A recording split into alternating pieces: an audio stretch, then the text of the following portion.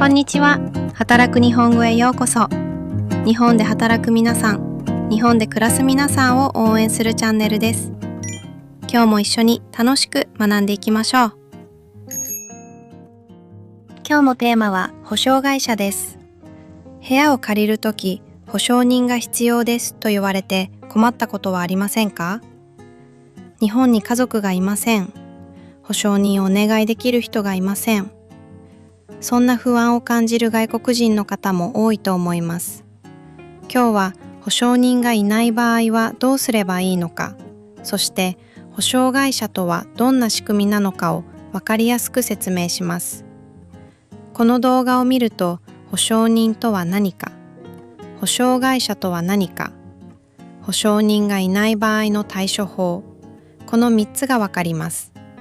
それでは一緒に見ていきましょう。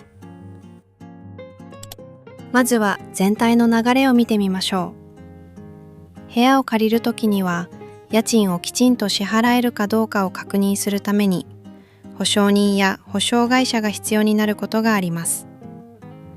最近では保証人ではなく、保証会社を利用する物件がとても増えています。今日はこの3つを覚えましょう。1、保証人。2、保証会社。3、保証料。この3つがわかると、保証人がいないときにどうすればいいのかがわかります。それでは一つずつ見ていきましょう。一つ目は保証人です。保証人はあなたの代わりに責任を持つ人です。家賃を支払えない場合、保証人が代わりに支払うことがあります。日本では家族や親戚が保証人になることが多いです。海外に住んでいる家族や友人は保証人になれないことがほとんどです。では、日本に保証人がいない場合はどうすればいいのでしょうか。そんな時に利用できるのが保証会社です。保証会社は保証人の代わりをする会社です。例えば、部屋を借りた人が家賃を払えない時には、一旦保証会社が大家さんへ家賃を支払います。保証会社を利用すると、日本に保証人がいなくても部屋を借りられる物件が多くあります。保証人がいない人にとってとても大切な仕組みですね。ただし、保証会社を利用するときには審査があります。審査では家賃をきちんと払えるか確認するために仕事や収入などを確認します。そしてお金も払わなくてはなりません。ここで保証会社を利用するときにかかるお金について見てみましょう。保証会社を利用するときは保証料を支払います。保証会社へ支払うお金を保証料と言います。保証料は会社によって違いますが、家賃の 50% から 100% くらいの場合が多いです。例えば、家賃が8万円なら4万円から8万円くらいです。また、保証会社は最初にお金を払って終わりではありません。長く住む場合は、保証会社を続けて利用するためにもう一度お金を払うことがあります。これを更新料と言います。更新の時期や金額は保証会社によって違います。詳しい金額や支払うタイミングは不動産屋へ確認しましょう。今日のポイントは3つです。1つ目、日本に保証人がいなくても保証会社を利用して部屋を借りられることがあります。2つ目、保証会社を利用するときには審査があります。仕事や収入などを確認します。3つ目、保証会社を利用するときには保証料がかかります。また、長く住む場合は更新料がかかることもあります。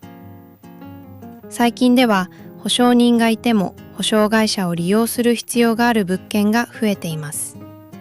そのため、保証人がいないから部屋を借りられないと心配しなくても大丈夫です。ではここで実際に使える日本語を紹介します。不動産屋で部屋を探していると、保証会社について確認したいことが出てくるかもしれません。そんな時に使える日本語を見てみましょう。まず、日本に保証人がいないことを伝えたい場合は、保証人がいませんと相談しましょう。そして保証会社については、保証会社を利用できますかと確認しましょう。外国人でも使えるかも聞いておくと安心ですね。次に保証料について知りたいときは、保証料はいくらですかと聞いてみましょう。詳しい金額を確認できます。そして審査について詳しく知りたいときは、審査では何を確認しますかと聞くことができます。保証会社についてわからないことがあっても、全部を一度に理解しなくて大丈夫です。まずは自分に必要なフレーズから一つずつ使ってみてくださいね。今日はこの言葉を覚えましょう。保証人。あなたの代わりに責任を持つ人です。保証会社。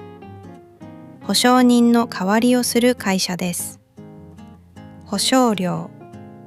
保証会社へ支払うお金です。審査。部屋を借りられるかどうかを確認することです。更新料。契約を続けるときに支払うお金です。今日は保証人と保証会社について勉強しました。日本での部屋探しはわからない言葉や仕組みがたくさんあるかもしれません。今日の動画で保証人がいなくても部屋を探す方法があることがわかりましたか？まずは保証会社を利用できる物件かどうか不動産屋で確認してみましょう。そして保証料や審査についてわからないことがあれば一つずつ確認すれば大丈夫です。これからも少しずつ一緒に勉強していきましょう。